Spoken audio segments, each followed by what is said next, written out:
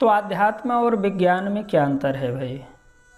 किसी ने ये चर्चा छेड़ दी और ये प्रायः चर्चाएं होती रहती हैं कि आध्यात्म में बड़ा है या विज्ञान बड़ा है, अथवा तो दोनों में अंतर क्या है। तो अगर सरलता से कम शब्दों में समझने की चेष्टा की जाए तो भौतिक विज्ञान और आध्यात्म दोनों में सबसे बड़ा जो अंतर है वो ये है कि आध्यात्म शक्ति को भी स्वीकार करता है और शक्तिमान को भी स्वीकार करता है, किंतु विज्ञान क्या करता है? विज्ञान शक्ति को तो स्वीकार करता है, विज्ञान शक्ति का उपयोग अपने अनुसार करना चाहता है। जैसे विद्युत की शक्ति हो गई, जैसे हवा की शक्ति हो गई, जैसे जल की शक्ति हो गई, जितनी भी शक्तियाँ इस धराधाम पर विद्यमान हैं, विज्ञान इनका परीक्षण करके अपने अनुसार करना चाहता है और ये नहीं स्वीकार करता कि इनका कोई नियामक भी होगा, इनका कोई संचालक भी होगा, इनका कोई स्वामी भी होगा। अर्थात विज्ञान कहता है कि शक्ति जिसकी स्वामी भी वही है, शक्तिमान भी वही है, अपने अनुसार चलाने की कोशिश करता है। किंतु आध्यात्म क्या कहता है भाई? आध्यात्म कहता है नहीं नहीं, शक्ति तो हमारी माँ है और हम माँ के पुत्र हैं, हम माँ के बच्चे हैं, और शक्तिमान, अगर शक्ति माँ है तो शक्तिमान भी हैं, और शक्तिमान की सत्ता को स्वीकार करना ही आध्यात्म है, शक्तिमान की सत्ता से इनकार करना ही विज्ञान है।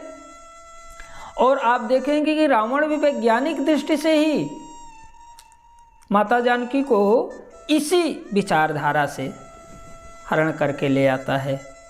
माँ जानकी का हरण करके ले आया, शक्ति को तो स्वीकार करता है, क्योंकि आदि शक्ति जही जग उपजाया सोय अवतरी मोर यह माया। माता जानकी आदि शक्ति हैं, ये उसे ज्ञात था, ये उसे विद्वान था। आज भी देखिए वैज्ञानिक क्या करते हैं, वैज्ञानिक भी परीक्षण करके शक्ति, भौतिक विज्ञान परीक्षण के पश्चात जो भौतिक वस्तुओं में शक्ति होती है उसका उपयोग करता है। उसी के उपयोग से आज राष्ट्र विकसित हो रहे हैं, राष्ट्र में, सभी राष्ट्रों में देखें विकास हो रहे हैं, तमाम चिकित्सा विज्ञान में, तमाम भौतिक विज्ञान में, सभी जो भी दिखता है संसार में इस समय, सब विज्ञान के चमत्कार जितने हैं ये शक्ति के से संचालित हैं। किंतु विज्ञान शक्ति के साथ साथ शक्तिमान खुद को मानता है। रावण भी यही खुद को मानता था।